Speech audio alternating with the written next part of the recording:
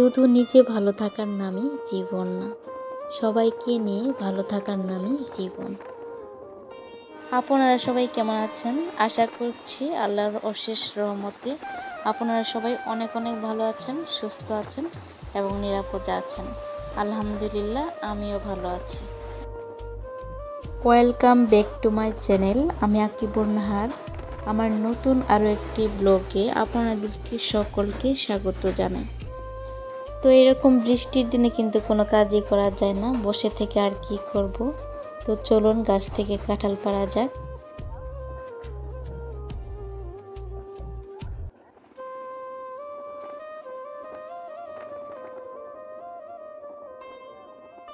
দেখি কাঁঠাল দিয়ে কী রান্না করা যায়।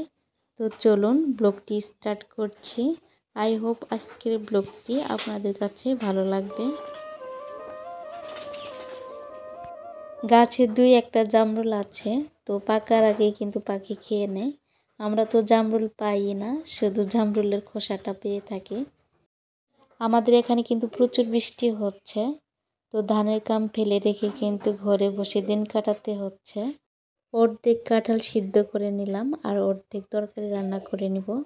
আমার কাছে মনে হয় যে কোনো জিনিস একটু বেশি করে রান্না করলে টেস্টটা কিন্তু একটু কমই হয়, আর অল্প করে রান্না করলে খেতে কিন্তু অনেকটাই মজা হয়।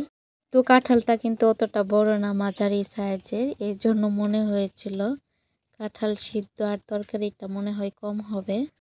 আর যদি আর একটা কাঁঠাল পারি তো পরিমাণে কিন্তু বেশিও হয়ে যায়, আর খেতেও কিন্তু ভালো লাগবে না আর শেষও হবে না। তো অযথাই কিন্তু কাঁঠালটা নষ্ট হবে, এর জন্যে কিন্তু পারা হয় নাই। স্বাদ মতো লবণ আর পরিমাণ মতো পানি দিয়ে সিদ্ধ করে নিয়েছি। তো এভাবে কিন্তু আমাদের গ্রামে সিদ্ধ করে থাকে। এখন শুটকি দিয়ে তরকারি রান্না করে নিব, এর জন্য কড়াইতে একটু তেল দিয়ে দিলাম। তো কাঁঠালের মধ্যে কয়েকটা আলু দিয়ে দিব, এর জন্য আলু টুকরো টুকরো করে কেটে হালকা তেলে নুন আর হলুদ দিয়ে ভেজে নিয়েছি। কড়ার তেল গরম হতে থাক। তো এদিকে আমি একটু বাটা ঘষা করে নিই, একটু জিরা, আদা আর দুটা কাঁচামরিচ। এই মুহূর্তে আমার ভিডিওটি ক্লিক করেছেন, প্লিজ ভিডিওতে লাইক দিয়ে ভিডিওটি কন্টিনিউ করবেন। আর ভিডিওটি দেখতে দেখতে ভিডিওর কোনো অংশ একটু যদি ভালো লেগে থাকে তো আপনি চাইলে আমার চ্যানেলটি সাবস্ক্রাইব করে আমার পাশে থেকে যেতে পারেন। আর যারা অলরেডি এই কাজটি করে দিয়েছেন তো আপনাকে জানাই অসংখ্য ধন্যবাদ। কাউকে ভালোবাসার চেয়ে কারো ভালোবাসা ধরে রাখাই কিন্তু অনেক কঠিন কাজ। বিয়ের পরে একটা মেয়ে যখন প্রথম শ্বশুরবাড়িতে আসে তো সে কিন্তু প্রথমে অনেক কিছুই বুঝে না, কাউকে চেনে না। তো কার সাথে কিভাবে কথা বলবে, তো কার সাথে কোন কথা বলবে সে কিন্তু প্রথমে কিছুই জানে না, আর কিছু কিন্তু বুঝতেও পারে না। তো আমার রান্নাটাও হয়ে যাচ্ছে, এদিকে আমার মলসা বাটাটাও হচ্ছে, একসাথে দুই কাজ। একটা মানুষ যতই হাজার চেষ্টা করুক সে কিন্তু সবাইকে কখনোই একসাথে খুশি করতে পারবে না, আর সবার চোখে কিন্তু এক সমান হতেও পারবে না। আমরা মেয়ে যতটা কথা হজম করা যায় তো ততটাই কিন্তু আমাদের জন্য ভালো। বেশি কথা বলতে গেলে কিন্তু বেশি ভুল হয়ে যায়, তো তখনই কিন্তু সমস্যাটা শুরু হয়ে যায়। এর জন্য বেশি বেশি চুপ থাকাই ভালো। এদিকে জালও দিচ্ছি, আবার মলসাও বেশি নিচ্ছে। তো মাঝে মাঝে কিন্তু এভাবে রান্না করতে হয় যখন ফ্রিজে মলসা বাটা থাকে না। তো একার সংসার হলে যা হয়, আর যদি তারা থাকে তো এভাবে কিন্তু মাঝে মাঝে আমি রান্না করে থাকি।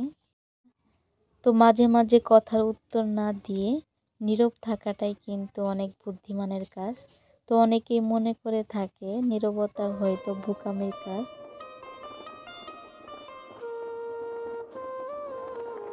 এটা কিন্তু সম্পূর্ণ ভুল। মাঝে মাঝে নীরবতা থাকাটাও কিন্তু বুদ্ধিমানের কাজ। তো বেশিরভাগ সময় কম কথা বলারই চেষ্টা করবেন, প্রয়োজনে কথা বলবেন ও প্রয়োজনে কথা বলবেন না। তাছাড়া নীরব থাকাটাই ভালো। তো সব সময় কাজের মধ্যে ব্যস্ত থাকার চেষ্টা করবেন। তখন কে কি বলল আর কে কি করলো তো এগুলো কিন্তু দেখার বা ভাবার সময় কোনোটাই আপনার কাছে থাকবে না। আর কারো কাছে কিন্তু বেশি কিছু প্রত্যাশা করবেন না, তো বেশি কিছু প্রত্যাশা করলে কিন্তু মরবেন। তাহলে আপনি কিন্তু বেশি কষ্ট পাবেন। তো আপনাদের সাথে অনেক কথা বলতে বলতে আমার জিরা বাটা শেষ।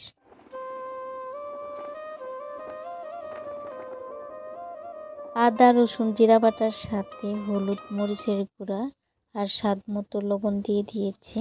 তো সব মশলাগুলো হালকা তেলে ভেজে কেটে রাখা কাঁঠালগুলো দিয়ে দিলাম। কাঁঠাল একটু কষা কষা হয়ে আসলে ঝোলের পানি দিয়ে দিব পরে। শুধু কাঁঠাল তরকারি দিয়ে তো আর হবে না, তো ঢেঁড়স ভাজি সাথে একটু ডিম ভাজিও করে নেব। প্লিজ ভিডিওটি টেনে টেনে দেখবেন না, যখন এসেই পড়েছেন ছোট্ট একটা লাইক দিয়ে ভিডিওটি কন্টিনিউ করবেন। যদি হাতে খানিকটা সময় থাকে, হয়তো আপনি প্রতিদিনই ভালো ব্যবহার করে থাকেন, তো ভুলবশত একদিন যদি খারাপ হয়ে যায়, তো একদিনের ভুলের জন্য আপনার আগের সব ভালোটা কিন্তু বানের জলে ভেসে যায়। আর এইটাই না মানুষের ধর্ম বন্ধুরা। তো আমাদের এখানে ছোটোখাটো ঝড় হয়েছে, তো ঝড়ে বেলে গাছ আর সজনে গাছ পড়ে গেছে। তো সজনে গাছ কিন্তু এমনি মরে একটু বাতাস পেলে কিন্তু ভেঙে যায়, তার উপরে একটু ঝড় হয়েছে। সাথে আমার করলা গাছে যে খুঁটি দিয়েছি, তো সেই খুঁটিটাও কিন্তু উপড়ে গেছে একটু। এখন দেখে গেলাম আর একটু পরে এসে আর কি ঠিকঠাক করে দিব। সজনে গাছের নিচে কিন্তু অনেক পেঁপে গাছ বের হয়েছে। এখন তো বৃষ্টি হচ্ছে, তো ভাবছি পেঁপের চারাগুলো তুলে জায়গা মতো চারাগুলো লাগিয়ে দিব। তো সাথে কয়েকটা মরিচের চারাও লাগিয়ে দিব, যেহেতু এখন বৃষ্টি হয়েছে। তো বৃষ্টির মধ্যে ভয়েস ওভার দিচ্ছি, একটু শব্দ হতে পারে, তো একটু প্লিজ ইগনোর করবেন। ডালগুলো সোজা করে আরেকটি ডাল পুঁতে দিচ্ছি, যাতে পরবর্তী ঝড় বাউরে উপড়ে না যেতে পারে। গাছপালাও কিন্তু ছোট্ট বাচ্চার মতো বন্ধুরা।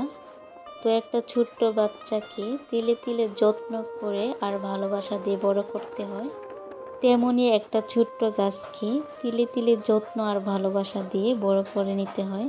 ছোট্ট বাচ্চার প্রতি মায়ের যেমন অগাধ ভালোবাসা থাকে, তেমনই কিন্তু প্রত্যেক মানুষের গাছের প্রতি কিন্তু এক্সট্রা ভালোবাসা থাকে।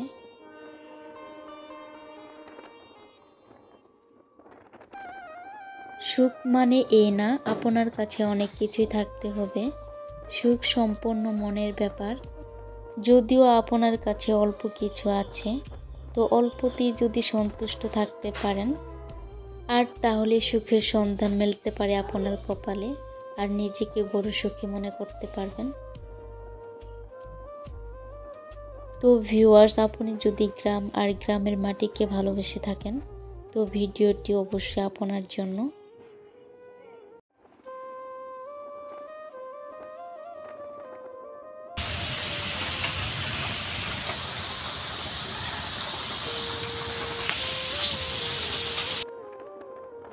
বৃষ্টি আর প্রকৃতি দেখতে দেখতে আজ এখান থেকে বিদায় নেব।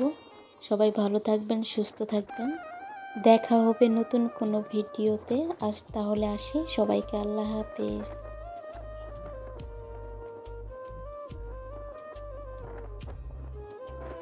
নতুন কোনো বন্ধু আমার ভিডিওটি যদি দেখে থাকো, যদি ভিডিওটির এতটুকু অংশ ভালো লেগে থাকে, তো চাইলে আমার চ্যানেলটি সাবস্ক্রাইব করে আমার পাশে থেকে যেতে পারো। আর যারা পুরাতন এই কাজটি করে রেখেছো, তো তোমাদের প্রতি রইল অনেক শুভেচ্ছা আর ভালোবাসা। বিকালে রান্না করার জন্য কয়েকটা ডাঙ্গা তুলে নিলাম, মাছ দিয়ে রান্না করব। তো আমাদের এই গ্রামের ভাষায় ডাঙ্গা বলে, তো এটাকে কিন্তু ডাটাও বলে থাকে।